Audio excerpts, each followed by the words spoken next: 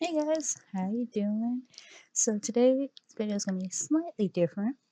A couple of months ago, I think like end of May, beginning of June, I did my last Blender to Photoshop video, and I talked a little bit about my process in that one, and I asked you guys if you wanted like an in-depth version of how to model in Blender and how I set it up for to paint over in Photoshop, and a lot of you said, yeah, we want that. So yay, finally getting around to it. And this is just going to be on the Blender section. Hi, Squeedo. And hi, buddy. And the next video is going to be the Photoshop version. And I know this opening screen we are in Photoshop. That's because this is what we are going to be working on. Now, this piece I did back in 2018 when I was still in college and still learning Photoshop, and I had not discovered Blender yet. So we are going to try to improve this and bring it up to how I paint today, starting in Photoshop. And the key things I want to do for this piece is do a lot more work with fixing a lot of this perspective. So, boop, there we go. Taking this back area right here and pushing it back a bit more and bringing this front area up because it's not in the same relation to this back front area. It should actually be up further if it's all the same height of buildings. And that's another thing is coming in to this scene and changing up the buildings a bit, adding a bit more color, switching up the designs of some of them so they're not all samesies. Now I know I did switch it from the flat to the pointed, but switching up a bit more, maybe adding some more buildings off to the side here to create a bit more interest. Now, if you are new learning perspective, I definitely recommend getting, at least a basic understanding of perspective first before jumping into Blender and building out your scenes there. Just so if you need to freehand perspective, you know how to do it. I know that's a lot of rambling for the first part of this, but just want, hi, buddy. Yes, hi. Sorry, Squeedo. Just want to say hi. Hi, Squeedo. Yes. Can you off my tablet? All right. So that being said, let's go ahead and hop into Blender. So this is usually the opening screen, and the best part about Blender, it is free to download. But to get out of the screen, we're just gonna click off. And I like getting rid of this timeline because I don't animate, so I don't need it. Let's see if I can get on the first try. Heck yeah. And we're going ahead and get rid of the light here. Delete. So if you've never used Blender before, quick little movement of how you move around. I have a mouse with a wheel, and I find that it's beneficial. I think most mouse have wheels now, but just in case, the left click is just to select everything. Right click is to come out of your selection. If you hold the mouse wheel, you can rotate around like that, and scrolling it moves it in and out. If you hold shift and hold the mouse wheel, you can move from left to right like this instead of just rotating. So those are the basic movement around to get around um, Blender. Sorry, my brain froze. So we are going to go ahead and start modeling out some of the houses. So I like to work with individual pieces and use them as kind of like Legos in a way. So the entire house structure isn't going to be one model. We'll probably have the roof be separate from the base of the building, and individual details are going to be all separate. That way we can mix and match and put different roofs with different bases and get variety. So we'll go ahead and start modeling out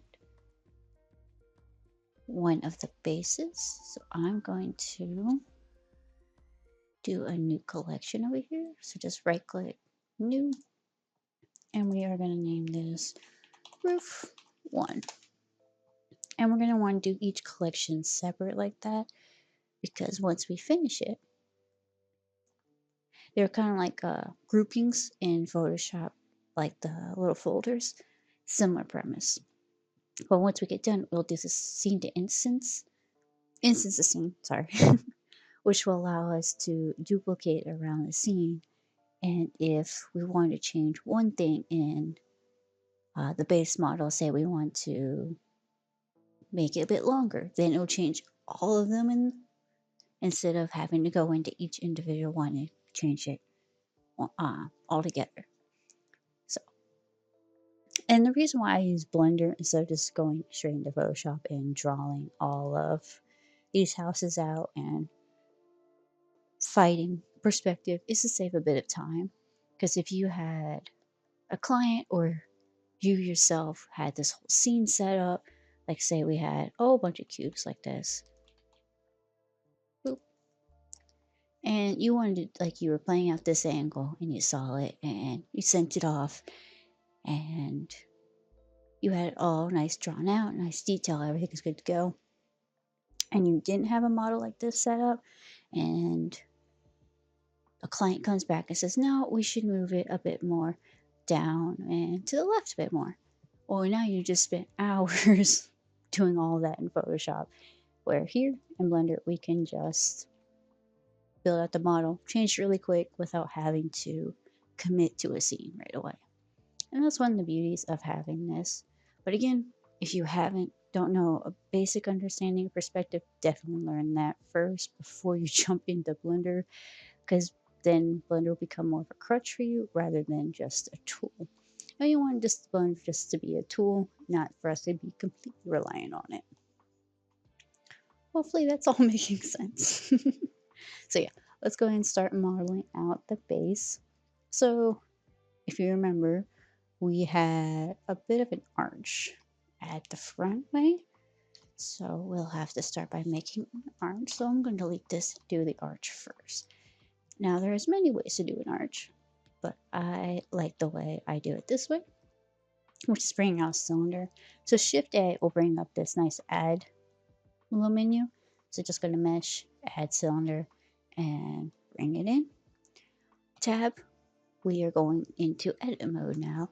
So this allows us to manipulate this object into however we see fit.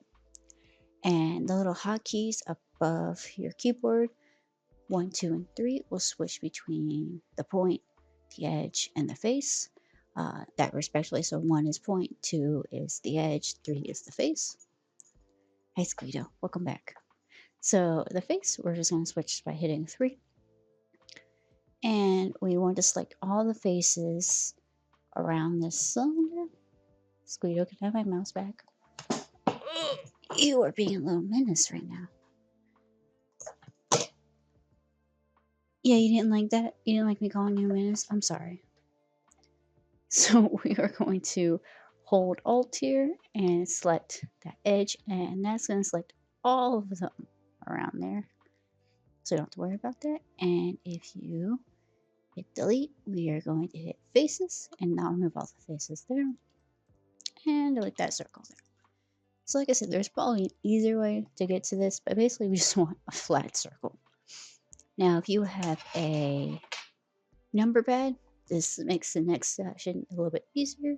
If not, the little backstroke, which is by the one on top of your thing, will bring up this view. And we just want the top view. So if you have a number pad 7, and if you don't, it's just the Q, the backstroke. Next to 1, go to top. And we want this because we are going to slice this cube in half. So we're going to hit K, and it's going to bring out a little knife. We go across like that, and to confirm it, we just hit enter. And same thing, we want to get rid of this guy. Now we're left with that little arch. We're going to select it, and we want to cut into the arch. So we have the second ring. So hitting I brings up this nice little insert cut like that. And then we hit the knife tool again and do a straight one here and a straight one here. So now, by selecting those, same face, we have an arch. It's probably an easier way, but that's the way I found that works for me, that I can replicate over and over again without having to rely on something else. I just know by doing this method, it works every time. Now I want to select all these faces, so I can hit A and select it all, and we're going to rotate. So hitting R and X and 90 will rotate along that axis 90 degrees. And give me a second because Squirtle is attacking my hand. Okay, she's gone. And just by hitting enter, we can confirm, and now our arch is standing up. Now, our arch is looking a bit flat, so we want to add a bit of depth to it. So we're going to do a process called extruding. So by hitting E, we extrude it and we add some depth to it, like so. Probably that thick. Now I'm not too worried about the connecting parts for the rest of the house. I just want to get this arch set up, and I just realized I selected this as the roof. We'll change that. And we'll do these bottom two and do the same thing, extrude and bring it down. Ta-da, an arch. So we'll rename you as arch. Perfect. And hit tab and we come back out of edit mode. Now this applies more to if you are adding textures to it, but I like to do it just because I like the way it looks. But right clicking on the object and you see it says shade auto smooth, I just like that because it will smooth out the model. It works on, there we go. Make sure you're selected on that, not the collection. But see how we no longer see the lines of the model, it's more smoothed out now. And it works more for if you're putting textures on it. I just like the way it looks. So I'm actually going to move you. If you ever want to move an object, it's G, rotate is R, and S is scale. And if you want to keep it locked in on a certain axis, like say I just want to move it on the Z axis, hitting G and Z will keep it on that axis. And same if you hit X or Y. And it works the same if you're doing it with rotation or scale. Gives you a bit more control of which way you want to go. If you just want it to move or scale up or rotate in general, just by hitting R, S, or G, it just rotates it all. It moves it all on all axes. Yes. So now we got that arch set up. Let's see. Now I'm not too worried about it being the way I have it so stylized as my normal painting, because I can easily go into Photoshop and add those markers in after I get the basic setup done. So let's do a roof for real this time. And just clean the eyeball, it hides it, and you don't have to worry about it. Let's do, I guess we'll do a pointed roof. So let's see, we'll do a cube. So Shift A, let's bring a cube in. Hit tab, let's go into edit, and we're going to do along the edges, so 2. And we're going to bring these top 2 edges in and scale along Y. So we have it like so. If you ever want to slow down, holding shift will help slow the movement. So it gives you more precise. And we'll bring these 2 out a bit more.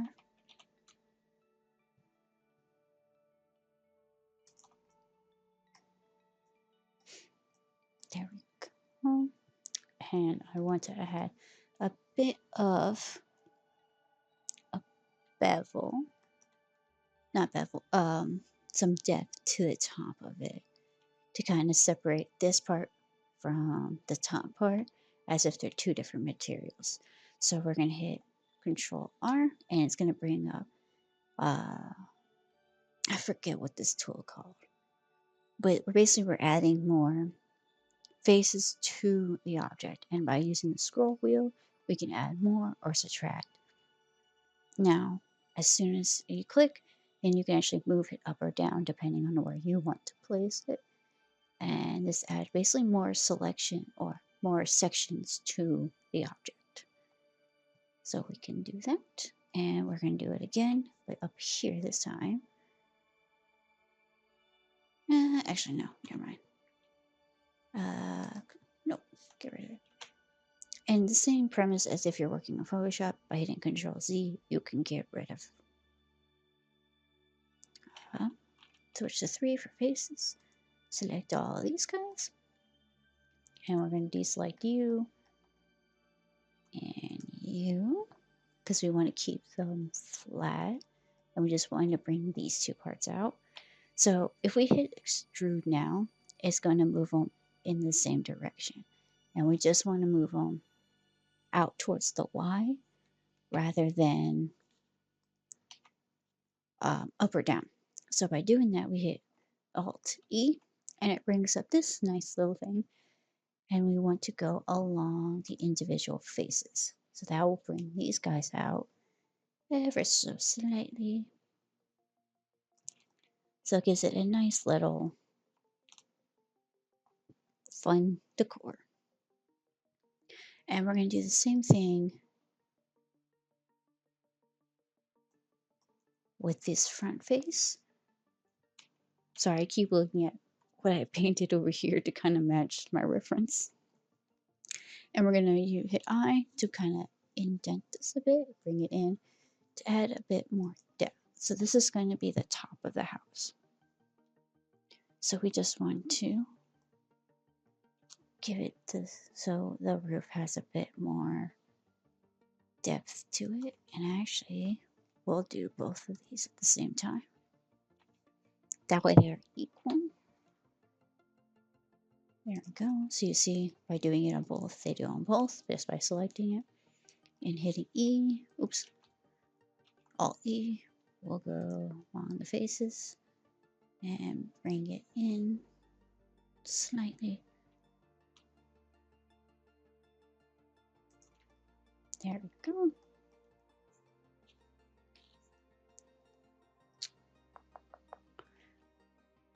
Oops, too much.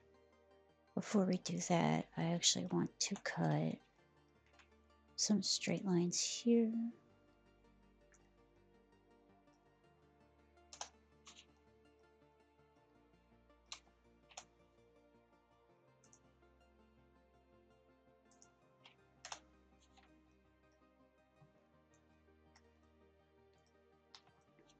And I'm doing this because I want to, oops, I want to select this bottom layer as well.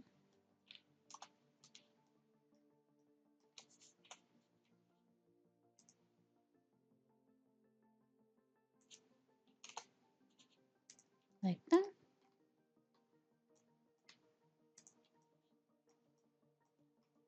And then same thing, we'll go back on the individual faces. And if you're wondering why it didn't,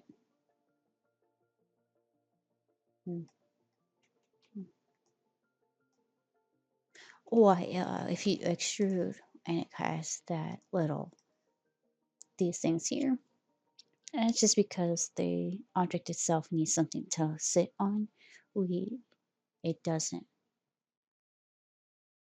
automatically get rid of it. You're basically cutting into the shape of the object. So it's going to give you a nice little something there. But we can easily get rid of it by hitting delete face.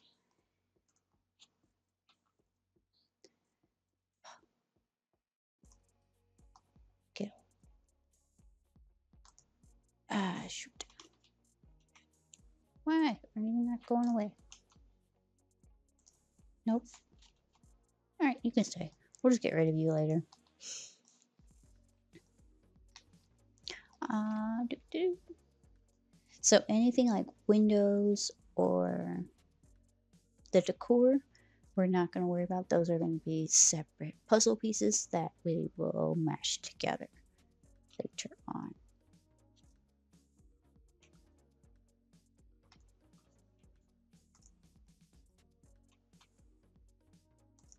There we go.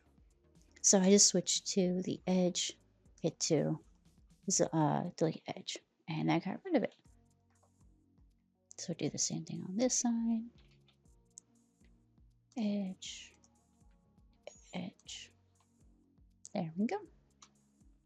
And we don't need that.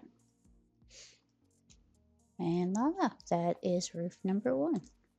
And roof number 2 is going to be similar. We're just going to get a little bit more pointed. Yeah. And I think I might want to do one more different roof that I don't have in this initial scene. Maybe. We'll see. So hide that guy. And we'll bring out another... Oh, make sure you hit tab to come out of it. We'll bring out another cube. And similar premise. Switch to 2. And make this guy a little bit more pointy. So when it has that little, when it does that, you're just basically crossing your path over, so the system doesn't know what to interpret that as. That's about as pointed as I can get it. Maybe.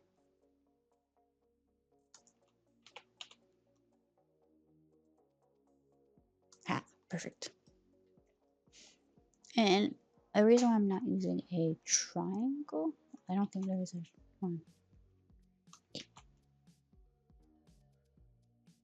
Or cone, I should say, is because it has that circular base, and I want it to be more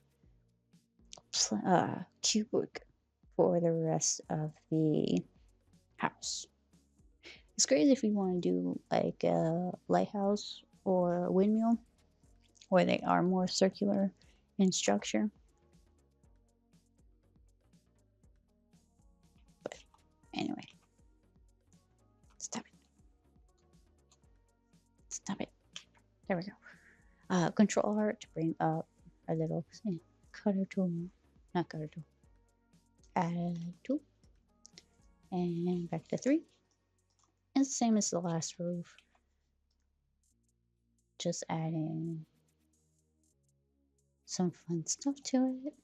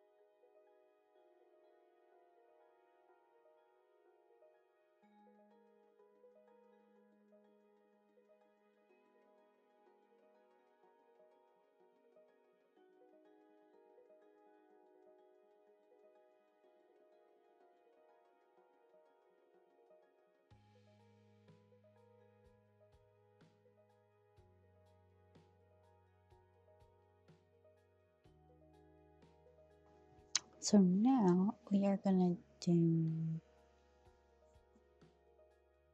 I'll think about the third roof, but let's do one of the bodies.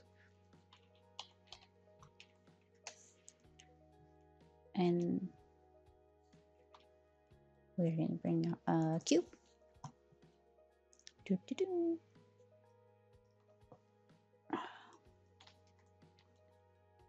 So the body,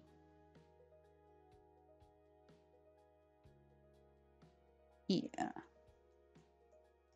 So if I were gonna have a roof,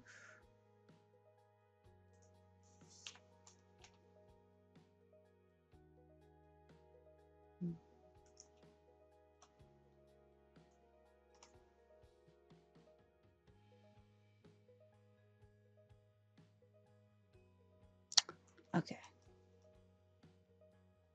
We need to scale the body in a bit more.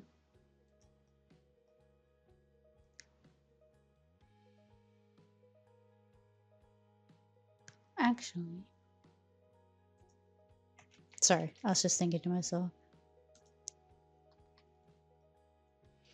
we are going to actually get rid of this face, these faces right here.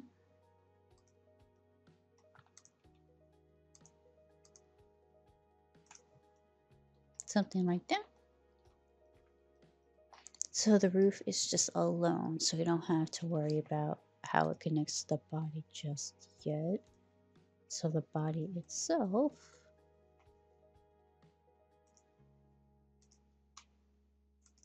was something we can play around with.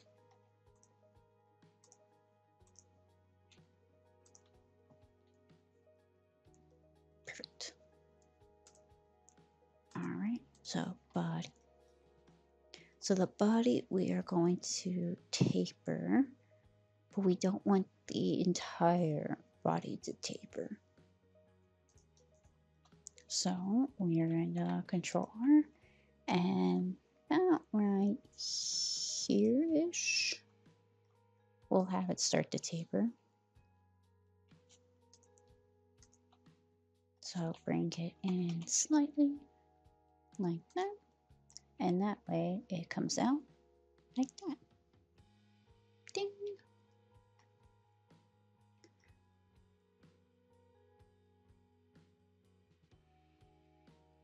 Yeah. So the arch is gonna have to be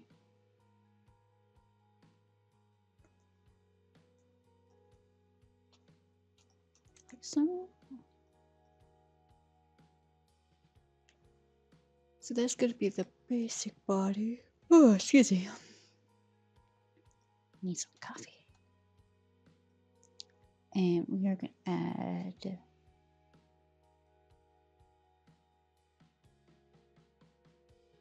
I'll add that detail in here. So I like the little pattern I had with the lines.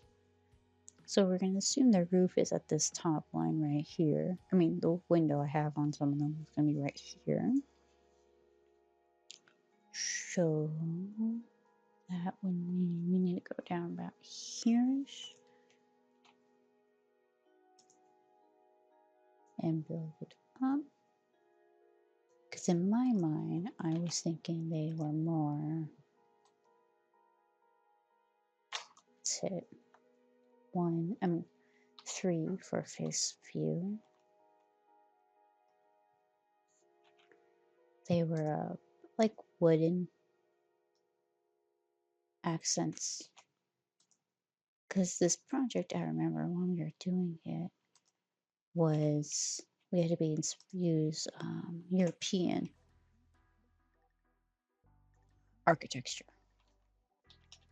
So a lot of the houses I looked at for my reference, I believe they're mostly like the German houses I saw, had a lot of the these wooden textures here.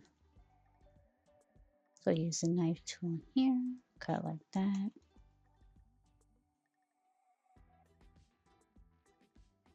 And the way I model is nowhere near the way you should model if you want to add textures. But I use it just to do what I need to do for, that's too big, bringing it into Photoshop. And that's totally okay. So I'll select all these guys. And we'll bring them out slightly. Actually, I will add you. Yeah, cool. And do long normals. And this will keep them all connected instead of them all being individualized faces. Because if we were to do along individual faces, you have that cut on the edge. And that's not what we want. At least that's not what I want for this one. You can always bring it in, but I don't want to bring it in. Like that. And you have a nice little thing. Now this is a bit too wide, but that's fine because that's body 1. And we'll do another one, which is slightly more in for body 2. And this is really how I set a lot of mine up. It's just making all these assets first, and then bring them in and setting up in the scene.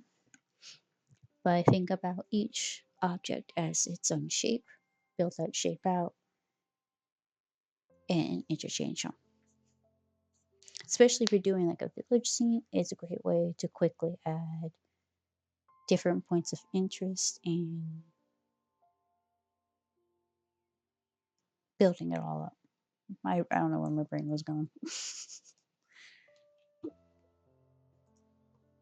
So somewhere, but I might scale this bit in on Y first.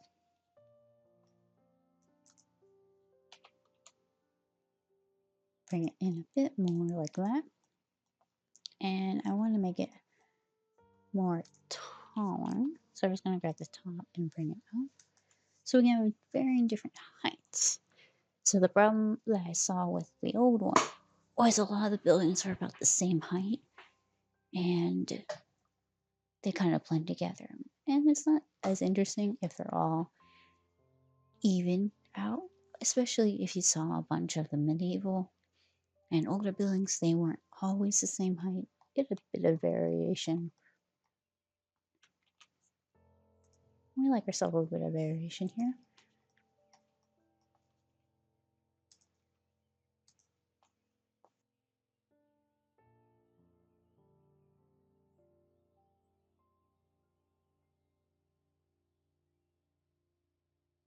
Now, I'm not too worried about these tapers to be the exact angles of these roofs here.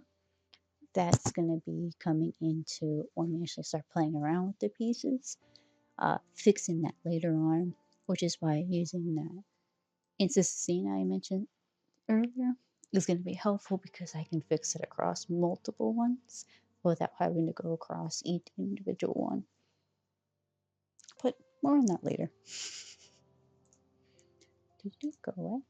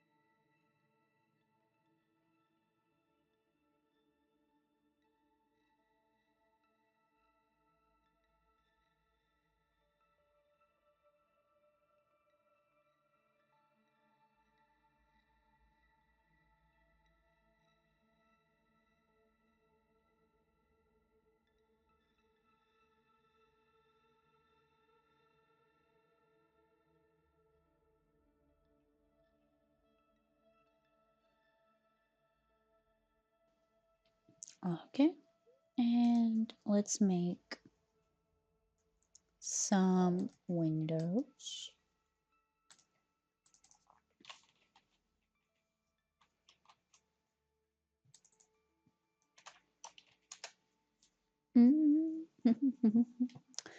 So we are going to make another arch, but instead of just making a new one, I'm just going to duplicate this one. So Shift D will duplicate it and just confirm it after you duplicate it by just clicking. You don't want to use Control C, Control V for copy paste because that adds more faces and points and lines, which will fog up and overrun Blender, slowing your process down. Duplicating is gonna minimize the amount of adding those extra values so it doesn't eat up your RAM and everything. It's something I learned the hard way. For the first time I made a scene, I was using Control C and Control V, and it crashed my computer multiple times until I learned not to do that. So don't do that. So we have window, but we want to have something indicating here. So we are going to make add a bit more depth to this guy and cut it. So it's kind of like this is the frame of the window, and then we're going to have the inside of the window. I hope that made sense.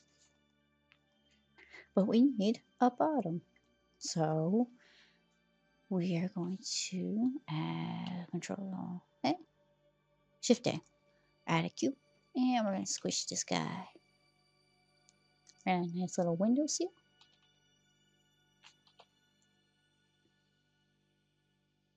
A bit thicker than the base. Let's make sure. Okay, good, lines up. Bring it forward a bit. Nice little window seal. Now we are going to add the interior of the window.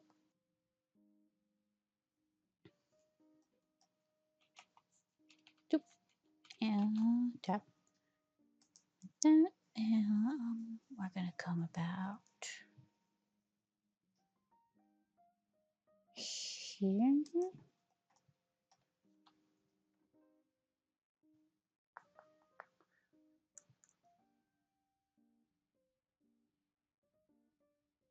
Yeah, I think so.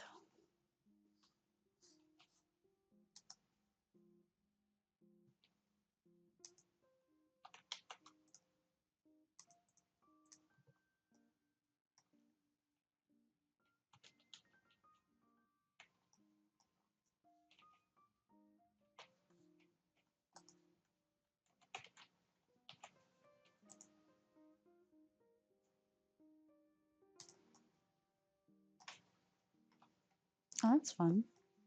I didn't mean to do that, but that's nice. I'll keep it. Add a bit more decor around it. We'll just extend this guy out a bit. Like that. Boop. But we need to bring a little bit more depth to this one. So even this is facing the front of the model, but we need the back. So by hitting 9, or if you're hitting the backstroke, back 9.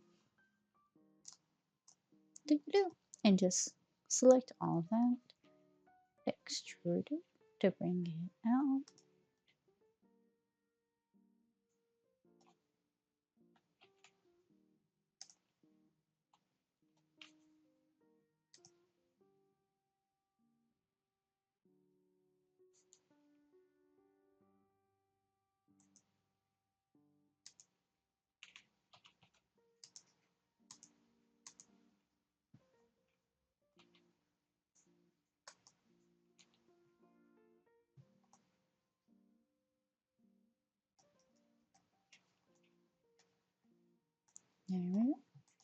Shell shades me.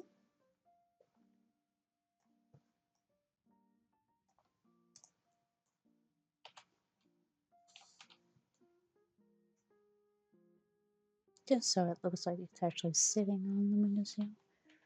We might not even see it, but just in case. You never know.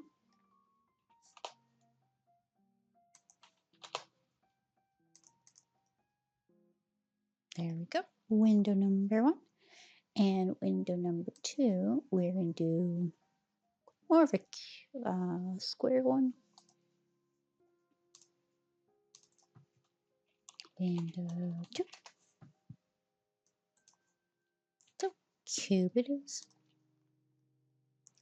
Those are really the two I use, the cylinder and cube. With the cylinder, let me show you real quick. If you want to change it to say like a hexagon down here where it says add cylinder, bring it up, and you can add how many faces it has. So you can say 8, and would you look at that? You have a hexagon. And if say you only want 2, look, it's a triangle. But you can't do 2, you have to do 3. My silly brain. But yeah, you can do like 100, however you want. But it defaults to 32. But those are the 2 shapes I use the most.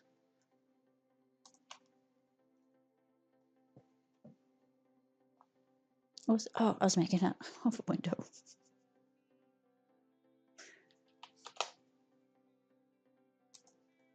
So same premise. We're gonna make this guy a bit more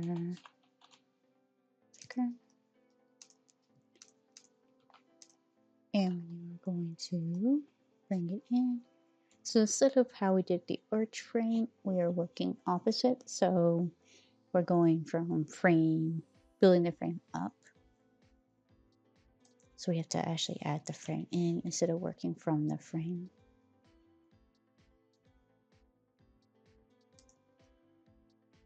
And we'll add 2 here. And we want to move these guys closer together. So hitting the scale X will bring them together. That way they're equal.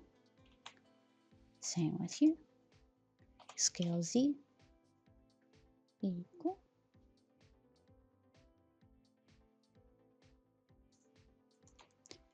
And this is good for basic detail. If I want to add any more designs to this window, I will do it when I sketch over. But just so it has a very basic layout of a basic window. And we'll add a window seal to this guy as well. Cube. Squish.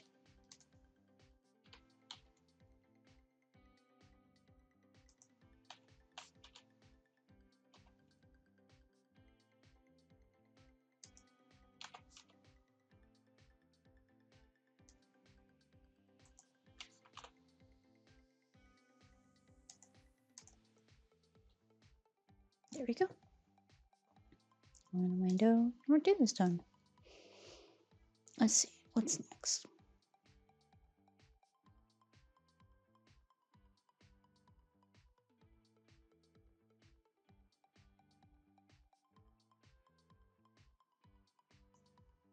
Let's do some little off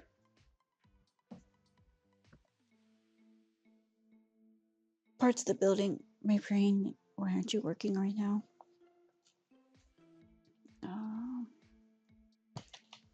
I'll do building small cube.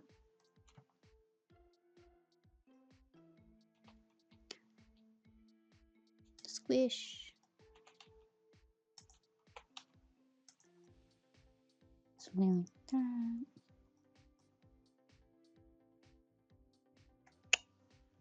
We will add some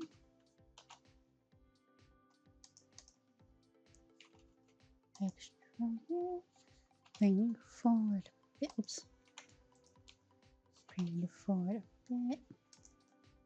Something like that.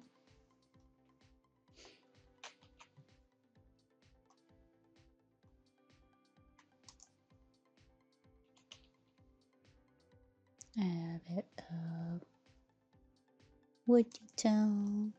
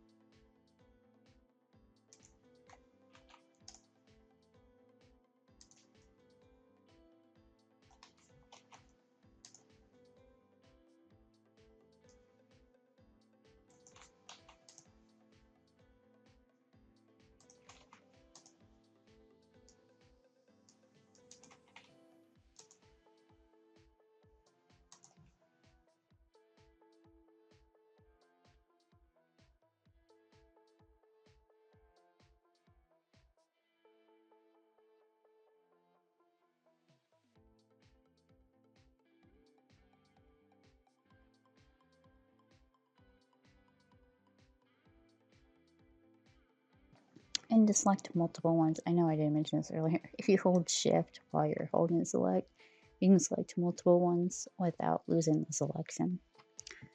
Totally forgot to mention that. Sorry about that. There you go. A little bit of detail there. Little building number one. And we'll start to move on to the fountain because I really liked having that fountain in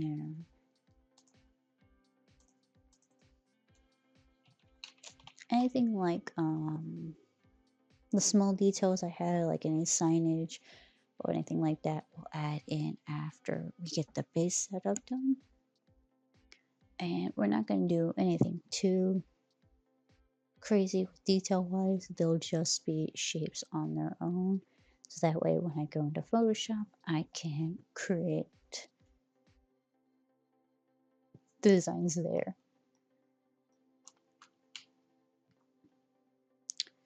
So I'll have a cylinder and squish the sky, and this way I'm going to work from the bottom all the way to the top, and this one is probably going to be, oh excuse me, all one piece instead of multiple pieces. Maybe, I'm not entirely sure, we'll see. But same premise we've been doing.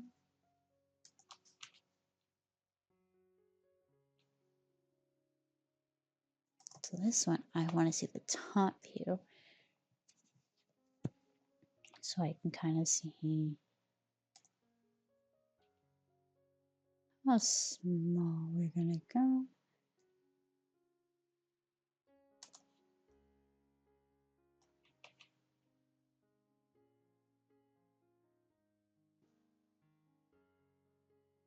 Yeah, I'm gonna have to do multiple pieces for this one. That's fine.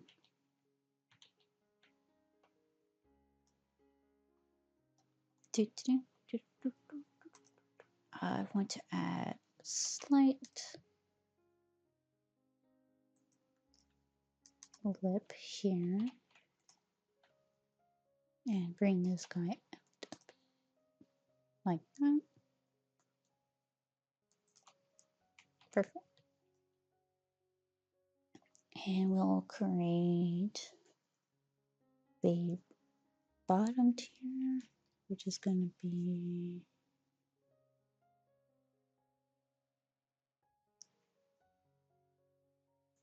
another cylinder. Actually,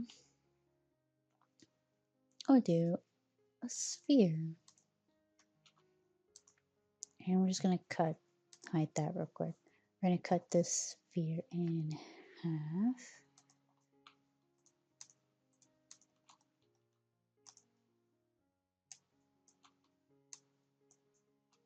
And delete it.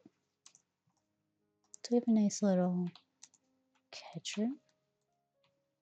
Like that.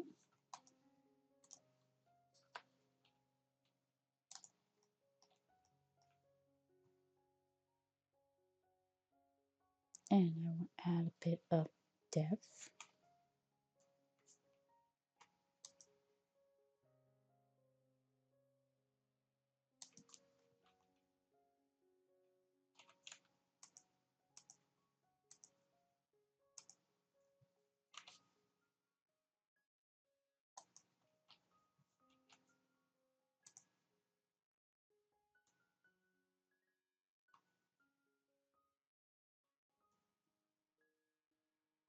I'm not too worried about uh, how it doesn't have like the backing here, mainly because I can easily cover it when I'm painting, and that's never really seen.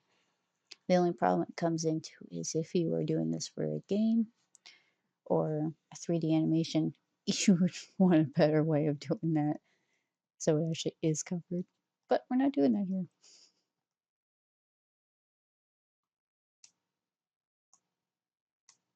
I am going to bring this part up a bit.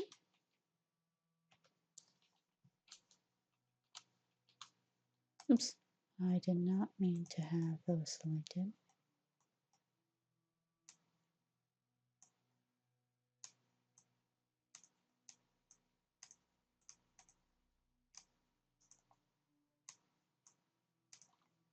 There we go.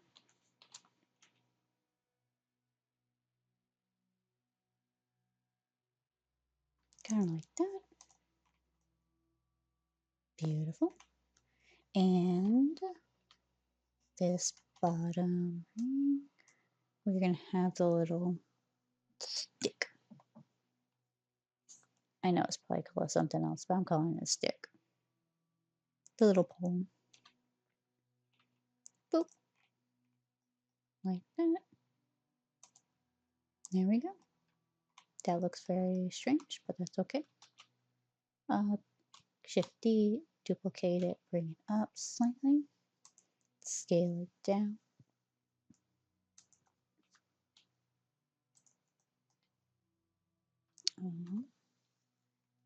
And I know I have 2 levels in the original painting, but I want 3 in the new one because I said so. There we go. And I'm going to go into this one and just bring these down a bit.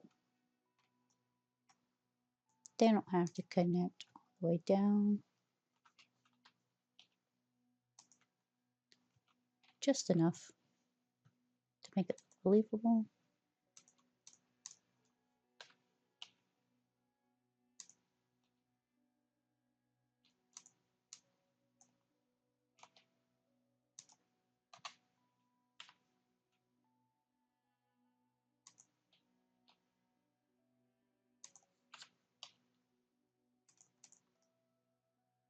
I want a fountain. Whee!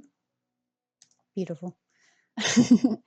And next we are going to do the light post.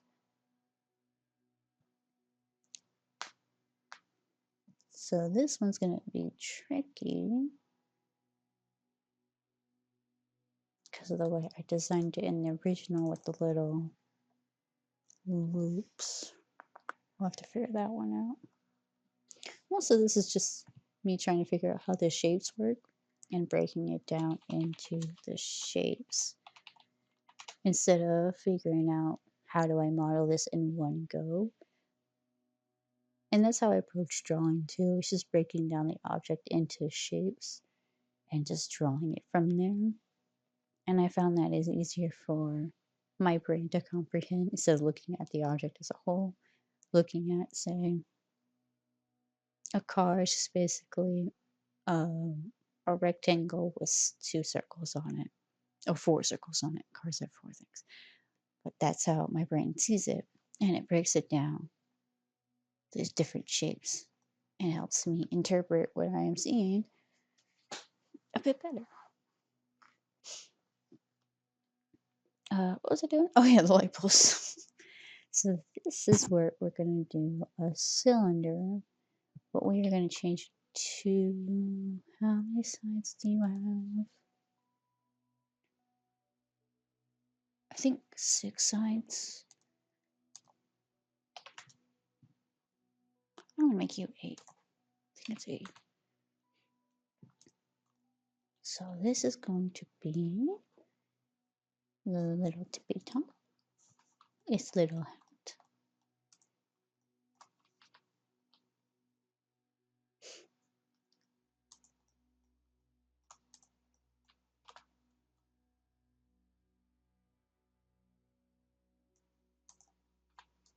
And if you want to do like a nice little kind of swoop, if you just do, if I don't extrude, it doesn't have that hard transition. So I can just do, if it will select the, oh, that's right, I need to switch to the image. That, and I can go whoop, and you can do something like that.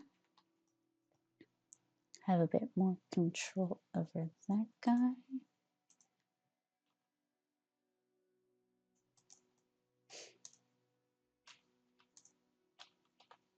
As if I were to extrude, it gives you more of a hard, distinct, plane transition.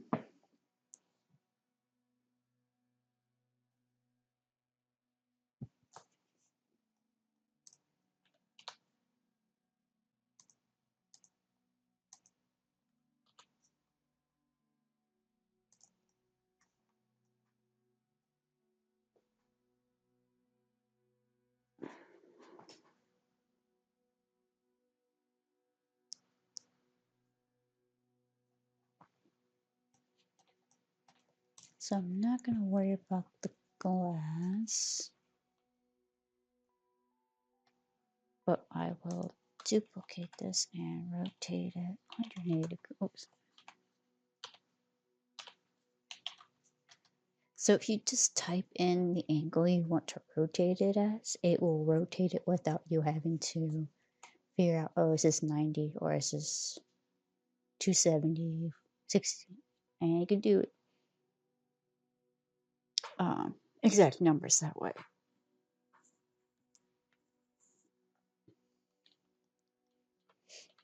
So I model the objects bigger than they normally sit in the scene, just so I can scale them down. But this way, if they're big, I can actually see the details a bit more and not have to worry about something at this size.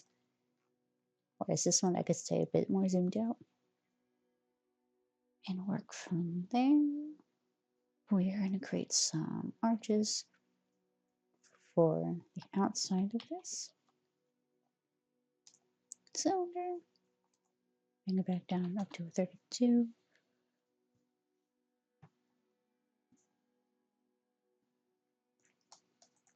And the reason why I'm not duplicating my original cylinder is because it is not, it has, there we go. The straightaways that I had, I just want the actual arch part. And I don't know why I didn't do it this time, but normally I have one just saved off so I can duplicate it without having to go back in multiple times. Oopsies.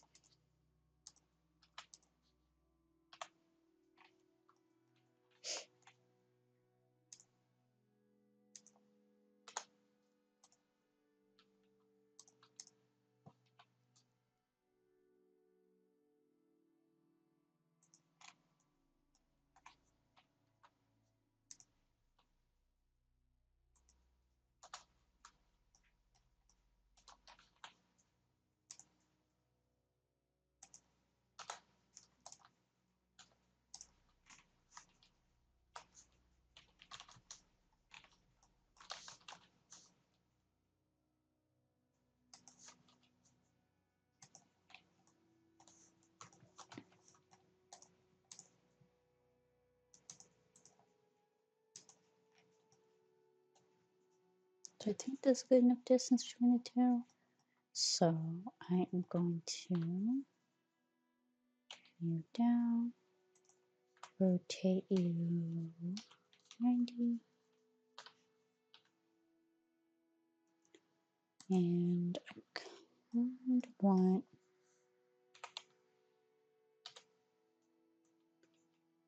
to scale it like that a bit more.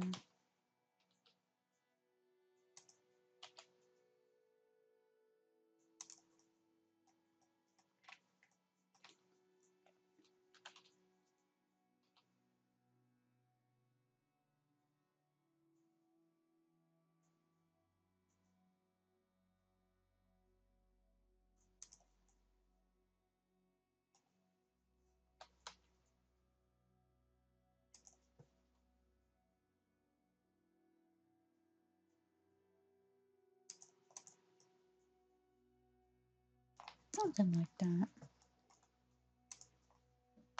So I'm going to duplicate you, rotate you 180, bring you out.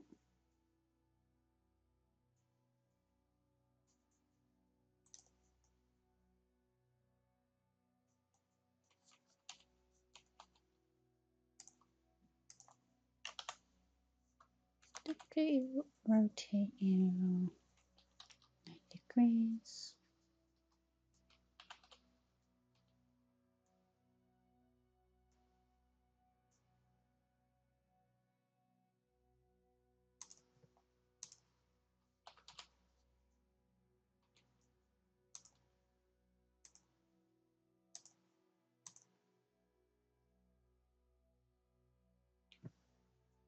Yeah. Duplicate, rotate 45. There we go. That's one lamp.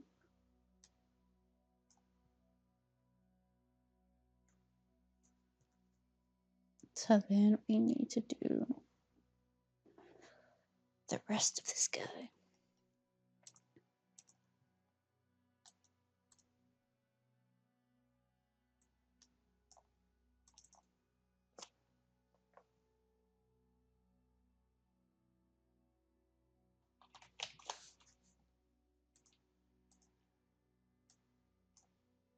There we go. Just so it's not cluttering up and I know which one is which and I don't accidentally duplicate the wrong one. Let's go ahead and get the base of this guy down.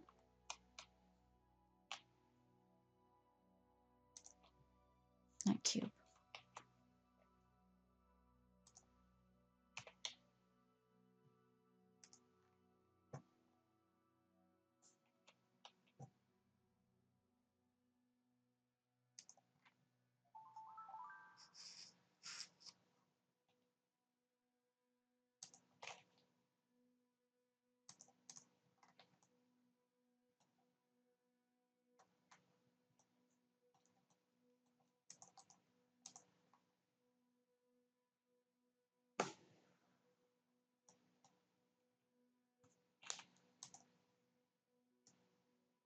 So we're gonna do, oops, come in there. And put you here, put another one here. Um,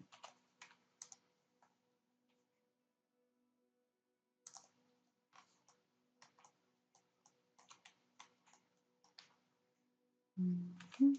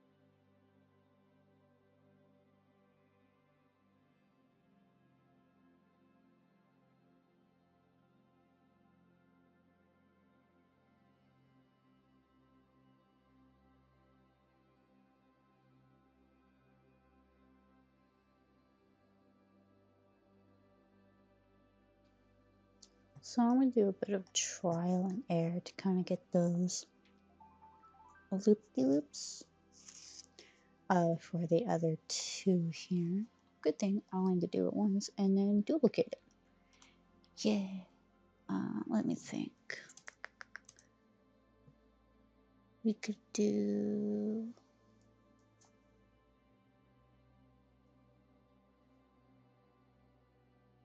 an arch. And take one of you guys.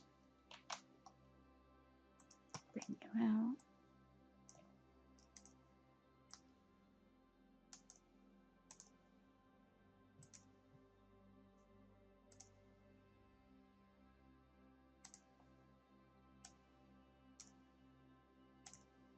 There we go.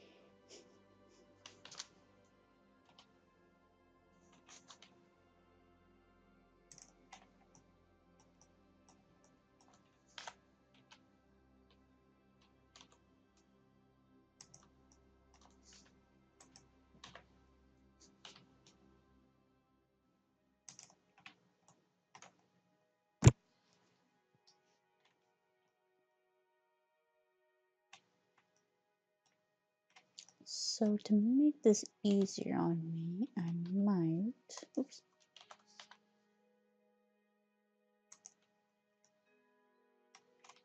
come in here and delete all the depth I have. I can add it back in later.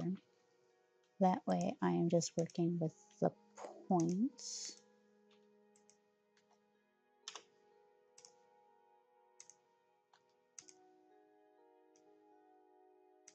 I don't have to worry about it being,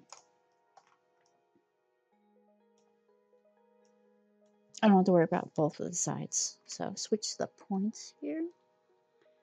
And this little button is fun. I believe that's the right button. Yeah. So you see that circle as you control it with your wheel mouse, it'll control more that's around it. So that's how you're going to correct this little guy. So we're going to stay in this flat view. That way we're not messing with any of the other axes. So take you, and it's going to grab, move it down a bit.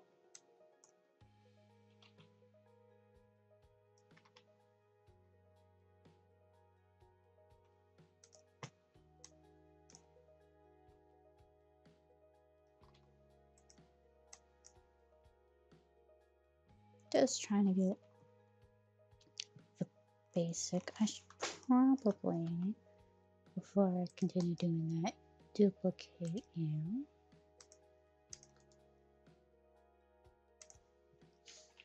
And see where I actually want you to be before I go planets. Probably right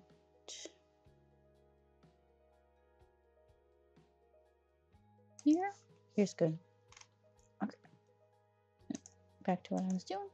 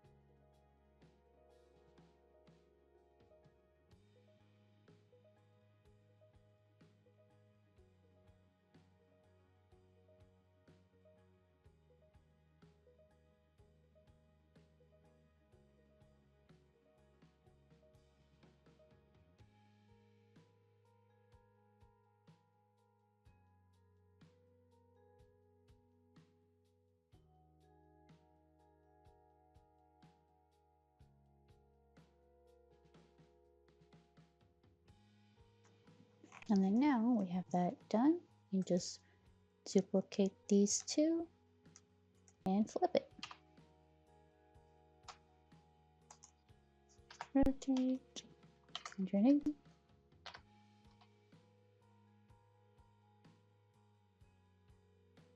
Like so. Now it's not pretty, but it's there. Ta-da! We have a light post. Awesome. Last thing we need to do for asset making is going to be some small lanterns that's going to be attached to the house. So those are mostly a cube. Okay, where are you? Okay, good.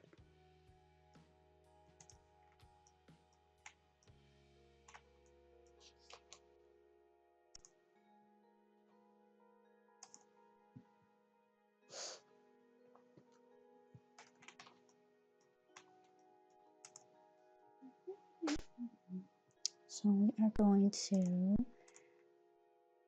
grab each of these cubes.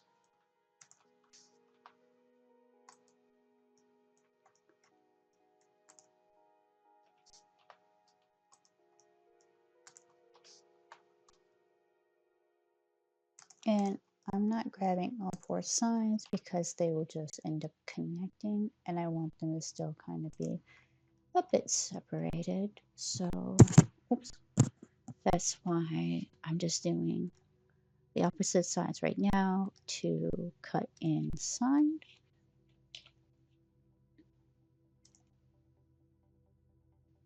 And then just do that. And we're going to add some extra flare to the bottom.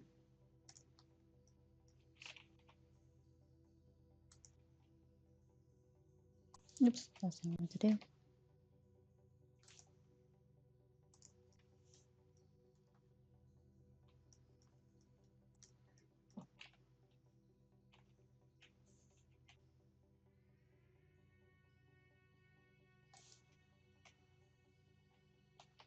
Oops.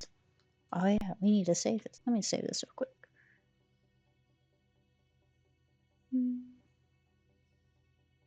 I'll save it later. And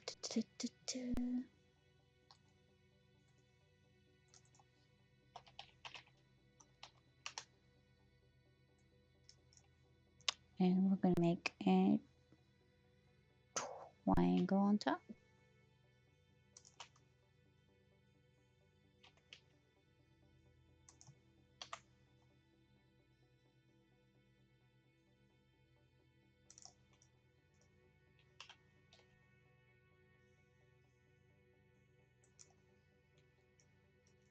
And I'm doing this separate because I want this bottom piece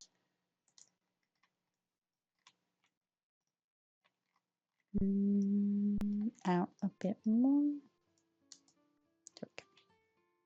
Like that. Oh yeah, let me unclick that so I'm not actually messing up anything else.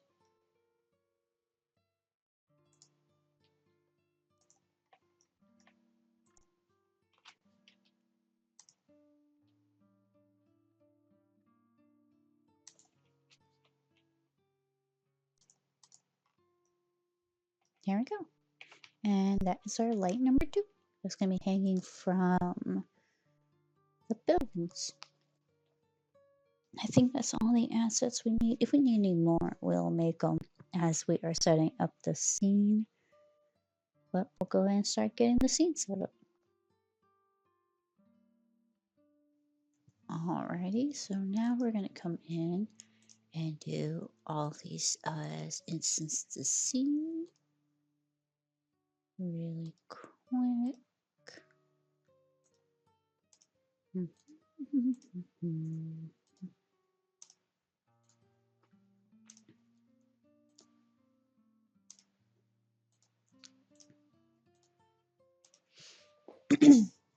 And I like the angle I had in the original, so I'm going to try to keep it as pretty close as I can. So will build out from the fountain. So I'm going to scale the fountain down. And what I like to do is come in here and I'm going to add a little indication of a person. So I keep all the buildings and everything proportionate to this cube. I'm going to have them all around. That way, I don't have to worry about stuff being not proportionate to each other.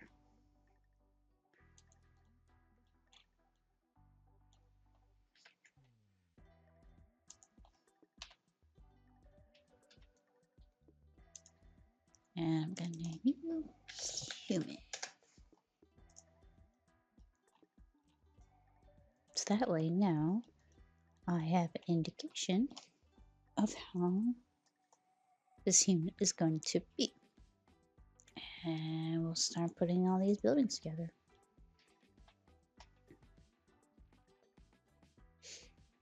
So we got to build it out in relation to not only the human, but the objects around. So the fountain's not going to be as big as the building, of course. So we got to scale it up.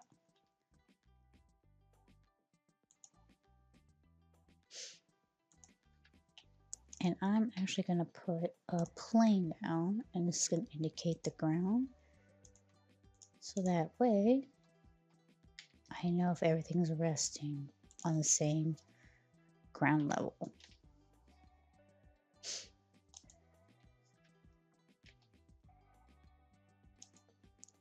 And I'm probably going to speed this part up.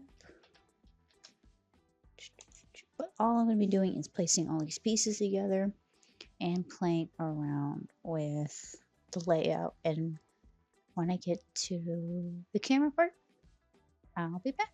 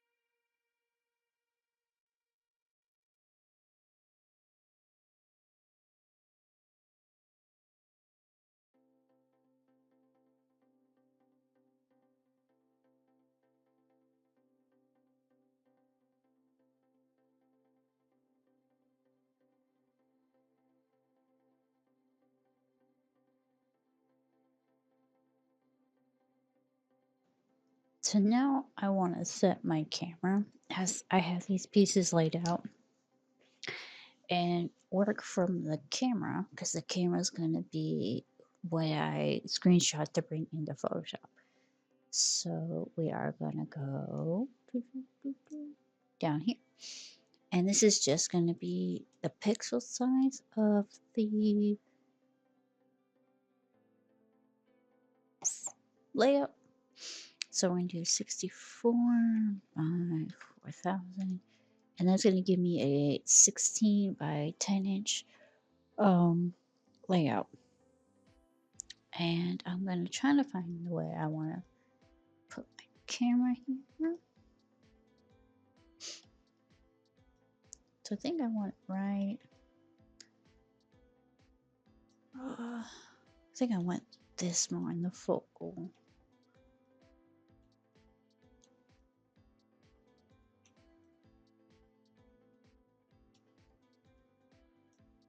Something like there.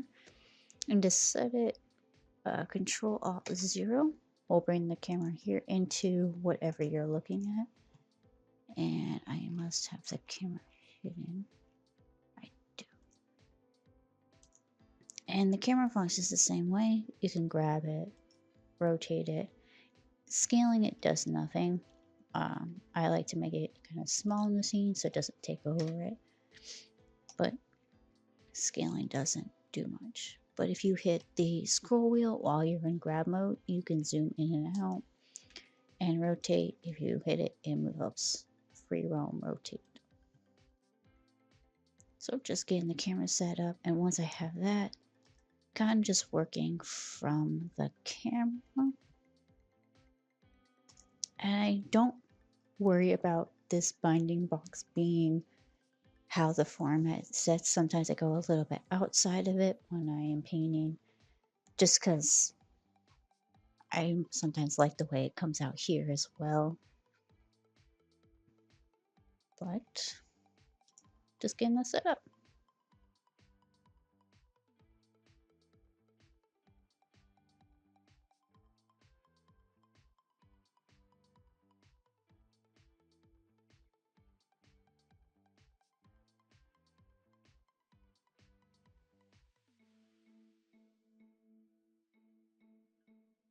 And if you ever want to get back into the camera, if you accidentally click out of it, just hitting 0 comes you back into the camera right away, in case you need to do that.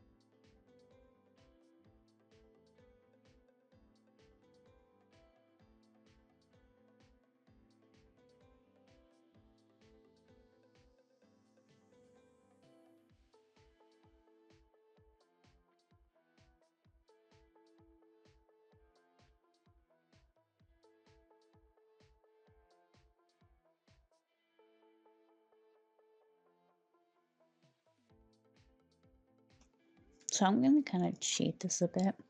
and bring some of these buildings in the foreground up a bit to kind of block in all of these a bit better, kind of frame the scene. Take a bit of license. So that way these buildings kind of high up. I know it's going to fudge the perspective a bit, but just to make it kind of look nice compositionally. And it gives these buildings a bit more height, so a bit more variation. Words are very difficult for some reason. Bring you back a bit. Oops. Just coming in here. Maybe having that peek in a bit more instead of covering that whole side. We still gotta add the windows and some small indication of detail. And maybe make you slightly bigger. I'll bring you up a bit more here. But we'll go ahead and add in all those windows in real quick.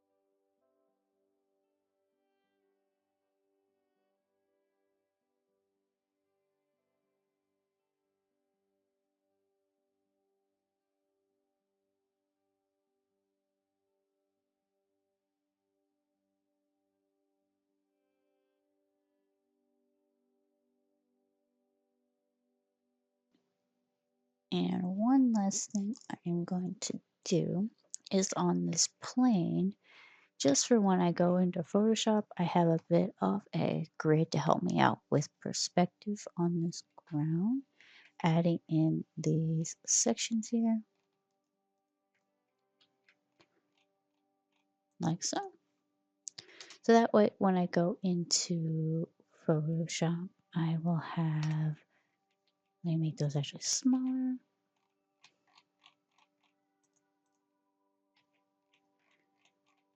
Just a little grid like that. And I'll have the plane selected like this. So that way I can see the grid and everything when I'm laying out the decoration of the ground. Because I do like the cobblestone I did in the original. And probably will do something similar. Now, you're probably wondering why I didn't do the cutout for all of these with the arches here. And I just did want to indicate to myself later on, whenever I touch this again, that that's the plan going forward. And that we're going to have a little insert for all the arches, but I will be able to do that freehand inside of Photoshop. It's just like a little note to myself to make sure I do that. And trying to think, changing this back. If you remember the original, this was more facing kind of the opposite way, but I liked having it this direction with the road coming this way and having this being like either like the entrance or leading out into the wilderness. But I do like this top down angle that we have going on. And we are, yeah, there are a bunch of details I didn't add here that I will add later on. Like I want to have like clotheslines or strings of lights, indication of people actually living here and giving that the scene more life to it. I think that will be it for today. If this looks different between now and Photoshop, I just tweaked it to help myself out. But other than that, I think that's it for today. This is pretty much how I was set up. I don't do any lighting or texture moving forward. The rest of that goes towards in Photoshop. I don't do that because